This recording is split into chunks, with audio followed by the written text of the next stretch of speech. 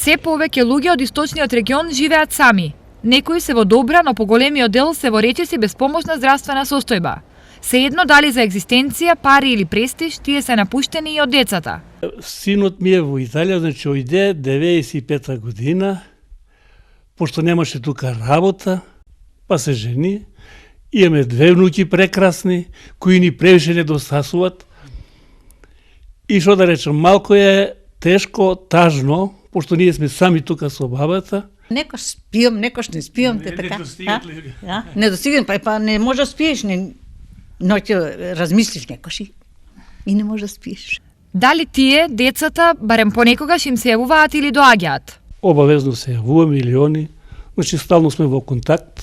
Секоја година доаѓаат, ама малце, како да речем, веќе помодерно си живеат, дојдат на одмор по Грција, по Хрватска, на Јадрно и така. Тука 10 дена и така.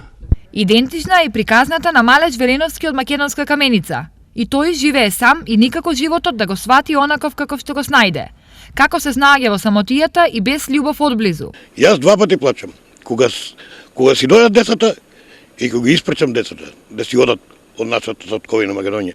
Дали поради ова на децата им замеруваат? Еве како ќе забележам, он си траži екзистенцијата, тука нема работа. Што ќе работи тука? Му требат пари.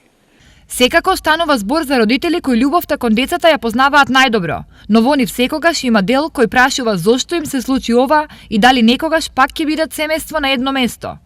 И она што е уште полошо. Бројот на осомените родители во источниот регион е се поголем. Проценката е дека во моментов оваа заедничка судбина ја делат околу 10.000, односно секоја година по 1.000 повеќе. Во просек регионот секојдневно го напуштаат по тројца.